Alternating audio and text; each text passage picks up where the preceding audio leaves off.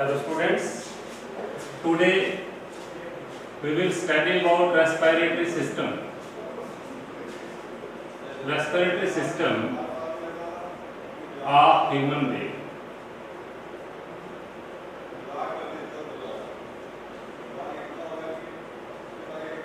Respiratory system of human being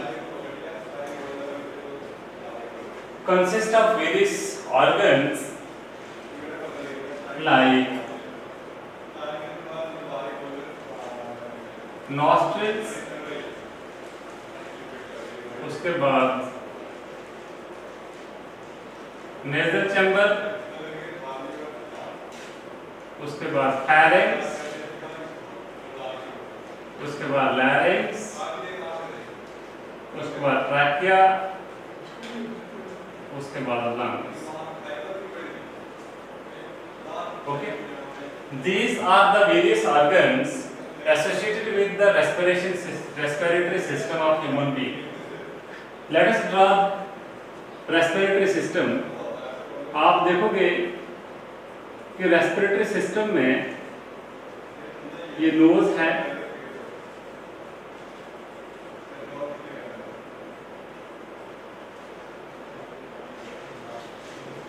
तो यहां से आपको मैं बताऊं कि जब the nostril suppose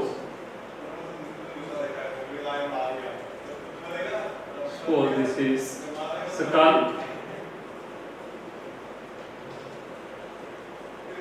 this is skull and this is head. हमारा जो सांस लेने का वेंटिलेशन है, the ventilation of our body to the outside environment is nostrils. यहाँ पे देखिए दो एयर के चैम्बर्स हैं, आपको देखना ध्यान से. the two chambers, यहाँ पे बकल कैविटी का भी यहाँ पे ये दोनों चैम्बर्स जाके यहाँ पीछे मिल जाते हैं, और मिलने के बाद यहाँ पे देखिए, यहाँ पे बैक साइड से जो है ये फूड पाइप जो है वहां की तरफ निकल जाता है, और यहाँ पे एक लिड होता है, और दिस इज आवर ट्रैकिया. ठीक, ये फूड पाइप है और यहाँ पे ट्रैकिया है. ट्रैकिया जैसे यहाँ पे चेस्ट रीजन में आता है, यहाँ से दो ब्रांचेस में डिवाइड हो जाता है, और आप देखोगे कि यहाँ पे ये जो है इस तरह से, ये जो लैरिंक्स, यहाँ पे जिस तरह से लैरिंक्स होगा, और ये जो बॉडी है इस तरह से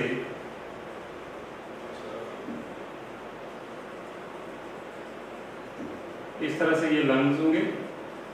थोड़ा सा ये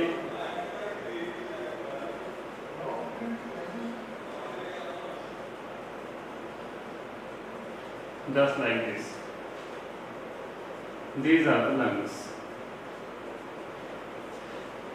तो यहाँ तक का हमारा जो पूरा रेस्पिरेटरी सिस्टम जो है ह्यूमन बीइंग का होता है, चेस्ट रीजन तक.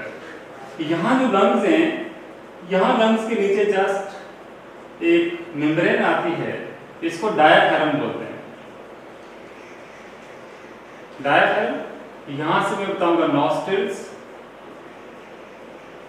ये जो है माउथ है, यहां पे मैं बताऊंगा नेजल चैम्बर. ठीक है, यहां पे आपको पता है यहां पे एक फ्लैप जैसा होता है. ये जो फ्लैप है ये ऊपर जाके इंटरनल नैरीज, हम यहां पे बोलेंगे इंटरनल नैरीज, इनकी ओपनिंग को गार्ड करता है. इसको हम इस तरह से ये बोलेंगे यूविला, और इसी तरह से यहां पे हम फेरेंक्स बोलेंगे,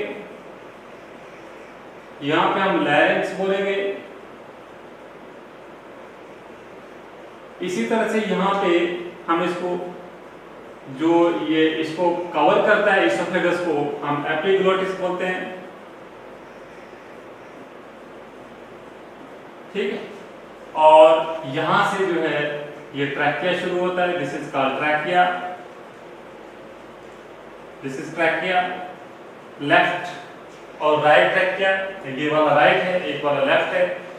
और ये ट्रैकिया जो है, जब वहां अंदर से हम इसको देखते हैं, it is further divided into many सब ब्रांचेस, बहुत सारे ब्रांचेस में डिवाइड होता जाता है। और ब्रांचेस में डिवाइड होने के बाद लास्ट में जो है it ends in A balloon like structure, and that balloon like structure is actually alveoli. These balloon-like structures, इस तरह से मैं आपको दिखाऊंगा, there are so many balloons in the lungs which are functional unit of lungs. इसी तरह से मैं अगर इसी यहाँ पे बताऊंगा, these are lung, this is lung, left right trachea, left trachea, okay. Trachea की अगर हम बात करेंगे, ट्रैकिया की जब शेप हम देखते हैं तो इट हैज कार्टिलेजिनस रिंग्स, ठीक है, कार्टिलेजिनस रिंग्स होते हैं। और कार्टिलेजिनस रिंग्स के आगे जो है it is divided into primary and secondary. आप बताओगे कि फर्स्ट प्राइमरी ब्रोंकस और सेकेंडरी ब्रोंकस, और इसके बाद दो में फिर से करो प्रोसेस। जैसे ये देखिए ब्रोंट्रैकिया बोलेंगे, दिस इज ट्रैकिया, इसको बोलेंगे प्राइमरी, इसको बोलेंगे सेकेंडरी ब्रोंकस, ठीक है। और प्राइमरी ब्रोंकस और प्राइमरी ब्रोंकस, सेकेंडरी ब्रोंकस, इसमें जो एक आगे जाके सेकेंडरी ब्रोंकस फिर जो है दो में डाइवर्ट हो जाती है, इसको हम बोलते हैं टर्शियरी ब्रोंकस। टर्शियरी ब्रोंकस फिर जो है it can sub divided into two which is known as quaternary bronchus. और इसी तरह से क्वार्टरनरी ब्रोंकस में finally terminate into a balloon like structure which is called alveoli, alveoli, this is alveoli, okay. तो alveoli जो है हमारे पास last में जो बैलून लाइक स्ट्रक्चर होते हैं, ये हम इनको फर्दर, इनसे आगे भी अगर यहाँ पे फर्दर और निकलती हैं और इसके बाद और निकलेंगी तो हम इनको बोलते हैं ब्रोंक्यूल्स। क्या बोलते हैं इनको? BRONCHIOLES, these are called bronchioles. So the bronchioles finally terminates into a balloon-like structure which is known as alveoli or alveolar sac भी बोलते हैं, alveolar sac। यहाँ पे alveolar sacs में क्या होता है कि these alveolar sacs have thin membranes, यहाँ से अंदर से बहुत thin membranes होती हैं, and these thin membranes यहाँ पे जब हवा भर जाती है, ओके, तो हवा भर जाएगी, जब हमने सांस लिया यहाँ से एयर जो है अंदर गया, इनहेलेशन बोलेंगे। हवा बाहर आएगा इससे एक्सहेलेशन, जैसे मुंह से अंदर हवा लेने को इनहेलेशन बोलते हैं और बाहर निकालने को एक्सहेलेशन बोलते हैं। तो जब इनहेलेशन हुआ तो यहाँ से हवा जाते हुए पूरे आर एक ब्रांचेस में जाएगी, and after final when it goes to the different branches, it finally reaches a balloon-like structure which is called alveoli or alveolar sac, and alveolar sac is supplied, alveolar sac is innervated by small blood vessels। इसके पास बहुत सारे small blood vessels आई होती हैं और हम इनको blood capillaries बोलते हैं। और ये blood capillaries हैं, they are present around the membranes of these alveolar sacs। और आपको मैं बताऊं कि the blood जो है, the blood यहाँ पे venules, ठीक है, arterioles, these arterioles, artery जो है आपको पता है कि pulmonary artery carries deoxygenated blood from heart to the lungs, and the pulmonary venules collect oxygenated blood from the lungs and they carry back into the heart। इसलिए मैं यहाँ पे बताऊंगा कि जब हम हवा इसके अंदर लेंगे इट विल एक्सपेंड, ये बड़ा हो जाएगा, और जब बड़ा होगा तो there are small pores and the thin membrane of the alveolar sacs have tiny pores, and through these tiny pores gases exchange takes place. The gases exchange takes place along the concentration gradient. Since the concentration of oxygen in the alveoli when we inhale the air is more, so oxygen diffuses from lungs into the blood, and conversely हम ये बताएंगे, and conversely the blood that carrying deoxygenated blood from the heart to the lungs has more concentration of carbon dioxide, and so carbon dioxide is diffused out into the lungs, and the carbon dioxide along with other waste air which is not required by our body or which have not get absorbed by our body is again pushed out of the lungs through trachea and finally out through the nose and mouth. ठीक है, इसी तरह से हमारा जो है जो respiratory system है ये वर्क करता है। दूसरी मैं इसकी जो बात बताऊं कि जब the lungs are very delicate and hence they are well protected in the ribs. किसके अंदर प्रोटेक्ट है? रिब केज, जो चेस्ट का हमारा पूरा रिब्स है, the ribs are protecting our lungs from mechanical injury and shocks. So mechanical जो injury ना हो इनको, so they are well protected. ठीक है? Our heart is much delicate and also the heart lie in the left lobe of this, यहाँ पे मैं बताऊंगा इस जगह पे lungs के बीच में होता है, और यहाँ पे भी जो है हार्ट को बहुत कम चांसेस होते हैं कि उस हार्ट को कोई बाहर से मैकेनिकल चोट पहुंचा पाए, because it is safely protected inside our lungs and जो है it is a natural design of our body. इसके बाद मैं आपको बताऊं कि हमें जो है we should take air through nose. हम बोलते हैं कि हमें नोज से एयर लेनी चाहिए, we should not take air through mouth. Why? Because nose के अंदर क्या होता है कि नोज जो के अंदर जो नेजल चैम्बर्स हैं they are twisted, they are not straight, and due to a twist in them the air, जैसे हम मैं बताऊंगा ये नाली इस तरह से ट्विस्ट हो रही है, ओके, इस तरह से ट्विस्ट हो रही है, तो हवा जब यहाँ से जाएगी डायरेक्टली इस जगह पे पड़ेगी, फिर यहाँ से जब पड़ेगी स्ट्राइक होके इस जगह पड़ेगी, फिर यहाँ से पीछे जाएगी, समझ रहे, फिर यहाँ से इधर जाएगी। That means when the air we take from environment strikes the membranes of our internal nares, the membrane contain mucus and the air containing dust particles or dirt get adhere with the small hair and mucus of the nose, and so the fresh air is passed back to the lungs. इसलिए कि air is filtered।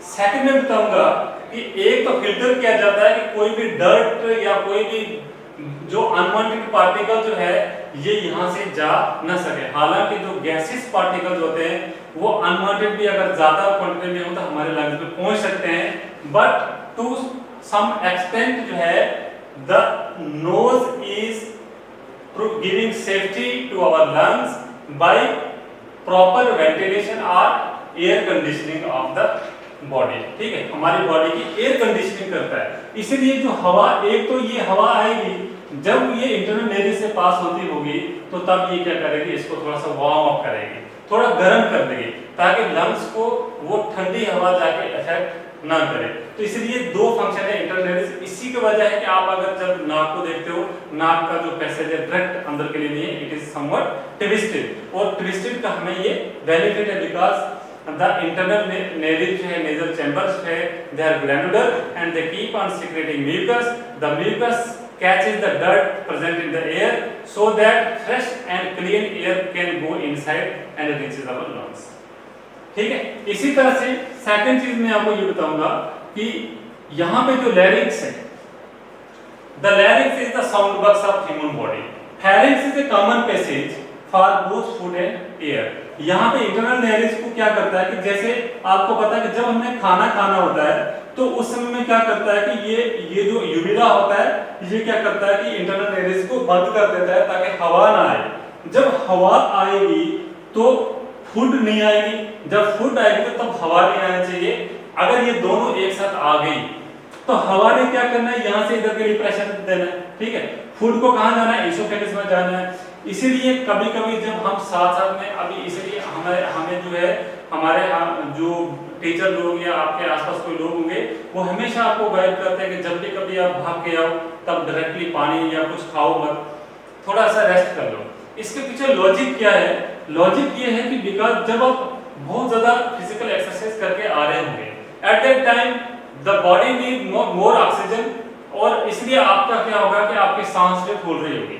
जब आपकी सांस फूल रही होगी तो आप सांस ज्यादा ले रहे होंगे। अगर उसी समय में आप खाओगे तो खाने के साथ साथ ये भी अगर सिस्टम सांस लेने वाला भी एक्टिव रहा तो एट दैट टाइम आपका जो खाना है वो विंड पाइप में जाने की कोशिश करेगा।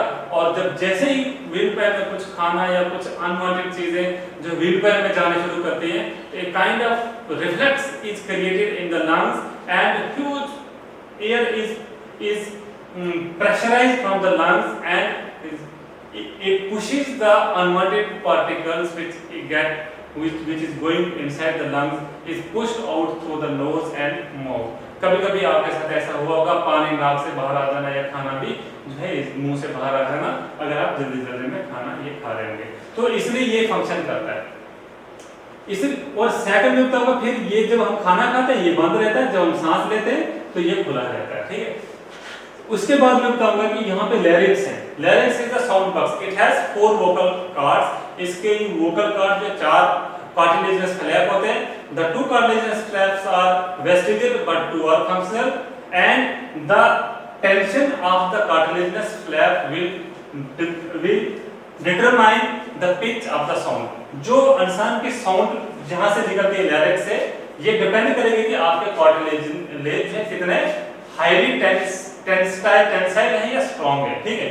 और आपको मैं बताऊंगा कि यहाँ पे the vibration of the sounds with that cartilaginous flap cause the vibration of these cartilaginous flaps and hence the sound is produced.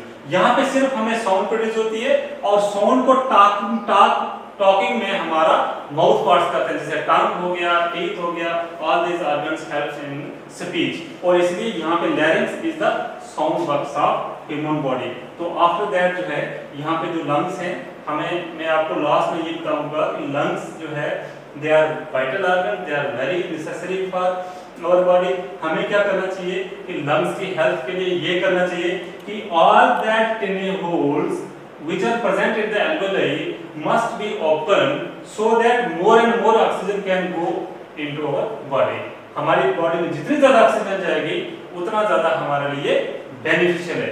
अगर यहाँ पे हम ज्यादा एक्सरसाइज नहीं करेंगे, अगर हम लेजी रहेंगे, उस बंदे को क्या होता है कि ये जो लंग्स है एल्वेओली वो सही ढंग से पूरे फूलेंगे नहीं। अगर वो फूलेंगे नहीं तो ऑक्सीजन जो है ऑक्सीजन भी जाना उतना ज्यादा नहीं जाएगी और उस समय में कभी भी उसको थोड़ा सा भी बोलेंगे तो ये खेलो या दौड़ो, उसको सांसें चढ़ जाएंगी। तो due to this reason we should do have physical exercise in order to make our lungs more healthy so that our health can be maintained। Thank you। आपको मैं लास्ट में एक चीज बताऊंगा कि we are delivering lecture here और आपको मैं बताऊंगा कि my contact number is 9419880451। तो हर स्टूडेंट्स है, कोई टीवी पे देख रहा है, कोई यूट्यूब पे देख रहा है, कोई किसी और मीडियम से ये लेक्चर देख रहा है, तो आप ये देखिए कि मुझे पर्सनली मैसेज करें कि how many of you taking benefit of my lectures so that I can come to know about the benefits you are getting from these daily classes।